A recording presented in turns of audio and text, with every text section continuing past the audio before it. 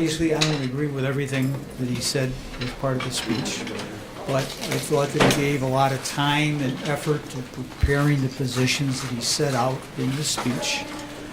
From my prior personal experience with Governor Rauner, he's a very dedicated person, and so I expect that he will expend a great deal of energy advancing those ideas before the legislature.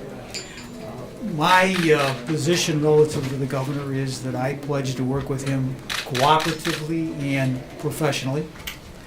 I think that immediately we ought to focus on the deficits which are facing the state budgets, especially the deficit in the current budget, which is about $1.5 billion. There's 4 to 5 months left in the fiscal year, and there's a lot of items on everybody's agenda.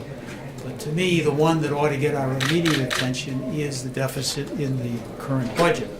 As we work through the elimination of the deficits, my pledge is to work to protect and help working families, working men and women of middle-class families, those men and women who want to work but can't find a job, and those who are single with children who find it difficult to balance a job with raising children. I want to compliment the governor on cooperating with me in my efforts to reform the governance structure at the Abraham Lincoln Library and Museum here in Springfield. I advanced legislation last spring. It was not called in the Senate. In my judgment, why the Lincoln Library is one of the top 5 assets of the state of Illinois. I think it's greatly hindered today because of the 3-headed monster that governs the operation of the library. You have the library itself, you have the Historic Preservation Agency, and you have the foundation. And you have instances where the foundation, which is not elected, not appointed by a governor, is actually making spending decisions for the library. They incurred a huge debt to buy a collection in California, and now they're before the legislature asking the legislator to retire that debt. So today, governance at the library is a 3-headed monster. My view is that the library ought to be established as a freestanding entity. The governor should make the appointments to the board, confirmed by the Senate, and let the governor and the Senate select some really well-qualified people so that we can have good leadership at the library. They can move to apply for federal recognition for the library, which would be a great step forward. And we could improve the attractiveness of the library. You know, the attendance has been going down in the last few years, and it really ought to be going up. Questions? President Cullen said that he called the speech divisive and squandering an opportunity with rhetoric that denigrated the people in the state of Illinois. Yeah. How do you react to that? Well, as I Was said, it divisive? I didn't view it as divisive, and as I said, I've known Mr. Rauner before he decided to be a candidate for governor. He has a lot of strong views on a lot of public issues. He enunciated a lot of those views in the speech today, which he should do. Now those views, those issues, those bills will be before the legislature, and they'll be disposed of by the legislature, some favorably and some not favorably. That's the American democratic process. Was there anything in his speech that, from your vantage point, is a non-starter? For example, the right-to-work zones or empowerment zones, as he likes to call them? No, I wouldn't characterize anything as a non-starter, because I agree with the governor that the state of Illinois needs a lot of work, a lot of attention. I agree with the governor that we've got a serious problem with fiscal condition of the state that ought to be addressed. And that's why I say that the first order of business ought to be the deficit in the current budget. Sir, with regard to the fiscal deficit. That deficit right now. By working with the governor's office to determine if there are any sources of revenue that could be used to eliminate that deficit, working with the governor's office to determine if there's any reductions in appropriation that ought to be put into a bill and called and passed. The usual correction of the problem. Prior governors received extraordinary authority from the legislature. Governor Thompson, Governor Edgar, received authority from the governor in the short term to give the governor extraordinary authority to reduce spending, to reduce the level of appropriation. I'd be open to those ideas, and we could work off the models that we use in the case of Governor Thompson and Governor Edgar. Sir, with regard to the fiscal deficit, I'd like you to address the call for overhaul of the tax code. Are you open to tax retirement income? Are you open to expanding the service taxes, and if so, by how much? I'm open on any changes to the tax code. You may recall that I sponsored a major reform to the edge tax credit last spring. It wasn't called in the Senate. I, for one, have filed a bill that would actually reduce the rate on corporate income in Illinois by 50% as part of a larger package that would give us true reform in the tax code and better able Illinois business to compete with other states and to show a profit, hire people who would pay taxes, and move the state forward. So we're not going to talk about services and retirement? Do you see, Mr. Speaker? Mr. Speaker, do you and Mr. Rauner have conversations about, sorry, thank you, Mr. I'm Speaker. listening. Do you and Mr. Rauner have conversations about restoring the income taxes that lapsed? Yeah, we talked about it a few days ago, maybe a week ago. The statement at the time is that it should stay at the rate where it is today. That means don't extend the income tax increase that was done in January of 11. Okay? I think that in terms of the tax code, I think in terms of tax increases, why that has to be taken with the elimination of these budget deficits. So we have budget deficits. There's no dispute about that. They can be eliminated simply by cutting. I don't think that's possible. I think there has to be a balance of reduction in spending and new revenue. On the question of new revenue, why, I'll maintain a completely open mind. I'd recommend the same thing to the governor. The key on anything in Illinois government is whether you have 60 votes in the House and 30 votes in the Senate. And if you want to adopt a new tax, increase a tax, you need to find 60 people in the House that will vote for it. That takes you to the question, what kind of taxes are we talking about? Sales taxes, income tax? Some people don't want to vote for a sales tax increase. Other people don't want to vote for income tax increase. This is where you need strong leadership, bring people together and say, look, here's a solution to the problem. Let's get together and let's have some people take some tough votes. How much of that is a Republican lift? How many Republican votes do you need out of that? I'm not going to get into that. I mean, that's a matter that would be discussed in negotiations, and I would naturally want to consult with Mr. Durkin in the Mr. House. Speaker, do you see middle ground on things like workers' comp, unemployment insurance, and he's talking about like a cap on unreasonable judgments, making unemployment insurance fair for beneficiaries? These are all issues that have been before the legislature for as long as you've been here, which is a long time, right? And you know that there have been changes in all those programs over the years. And so my expectation is that the governor, given his statements in the speech today, will cause bills to be introduced. Those bills will go before committee. And at that point, why there can be serious negotiations with the competing interests to see if there's some changes that should be done in all of those programs. Right to work would be another one too. That would fall in the same Do category. you see any chance that right to work empowerment zones would pass?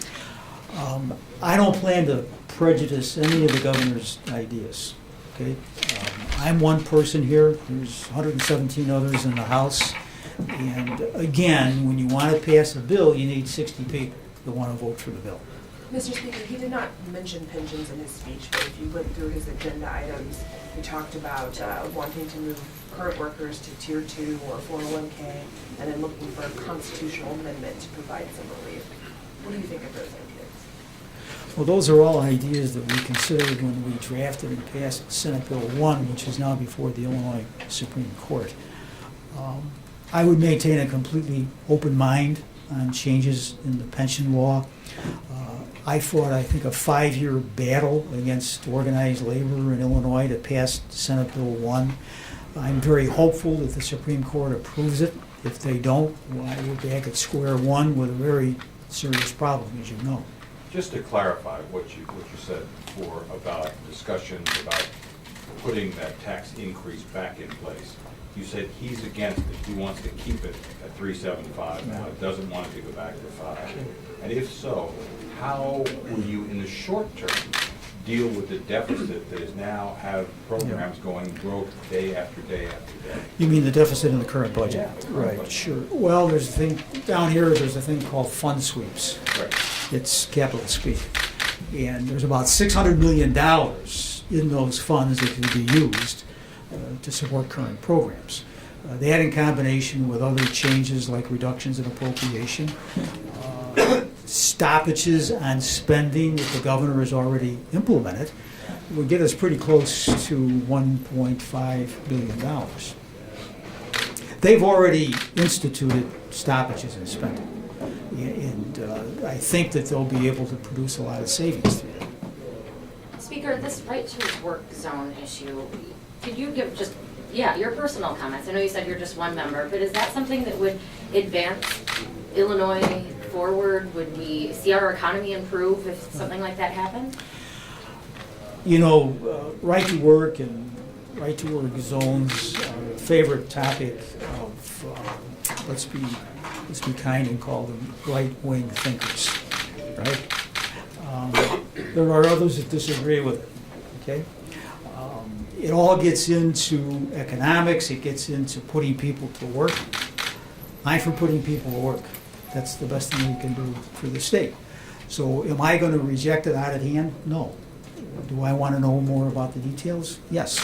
And we'll take it with everything else that's going to be before the legislature. In your opening remarks, you commented that you're interested in protecting working class, middle class families. What does that mean to you, and what would that look like compared to some of the proposals that Mr. Rauner put forward?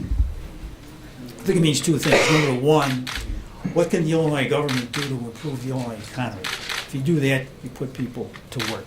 Number two, there are many Illinoisans today that are dependent upon state programs. They're not just poor people, they're middle income people.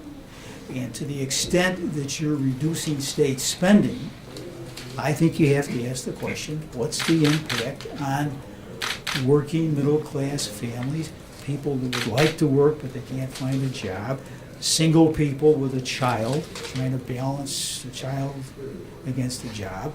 These are all considerations that have to be taken into account when you start talking about reducing government spending. What about a minimum wage increase? You said you'd support a phase-in of a quarter over 7 years. It got lapsed from Democratic members.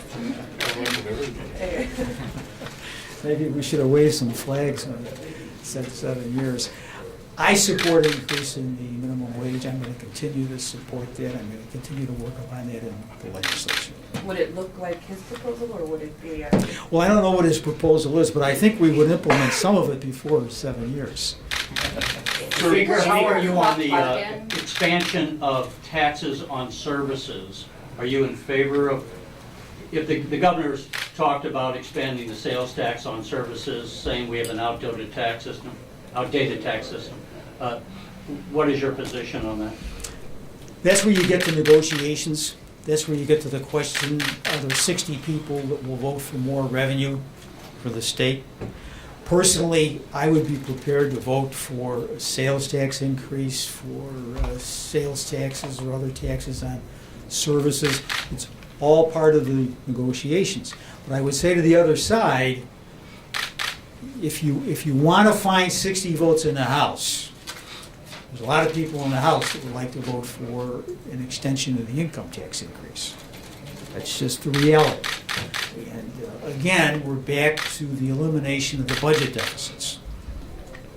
In the current budget, and the next one, and the one after that. My judgment is to eliminate those deficits, you need some new revenue. So now you're at the negotiating table talking about taxes, what tax can you support, what tax do you not want to support. There's a lot that goes into it, and I think that everybody would be well advised to keep an open mind on what they're prepared to support. Speaker, Speaker, in the short term, the governor is calling for an increase in education funding. How do you see that shake out and reconcile with the budget deficits in the short term? Well, obviously, it's a matter that has to be reconciled. Do I support increased funding for education? The answer is yes. What about the budget deficits? This is where you have to sit and reconcile these competing interests. Do you think this speech was a negotiation speech, sort of putting down Democratic ideas and Republican ideas to maybe a preview of the negotiating we could see? I think the speech was very reflective of Mr. Rauner's thinking. So I knew Mr. Rauner before he became a candidate for governor. And the ideas in this speech are very reflective on how he sees issues before the Illinois government and government in general. As I said earlier, I presume that he'll now reduce those ideas to bill form, file the bills before the legislature, they'll be referred to committees, and they'll be considered and they'll be negotiated. Sir, with regard to the Abraham Lincoln Presidential Library Foundation, what do you see its role as, that role be, and how might that role be different in the future than it is now?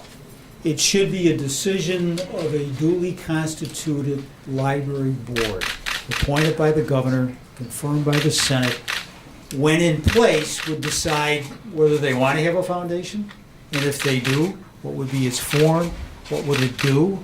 As an example, there's certain revenue at the library today. Well, today the... Okay.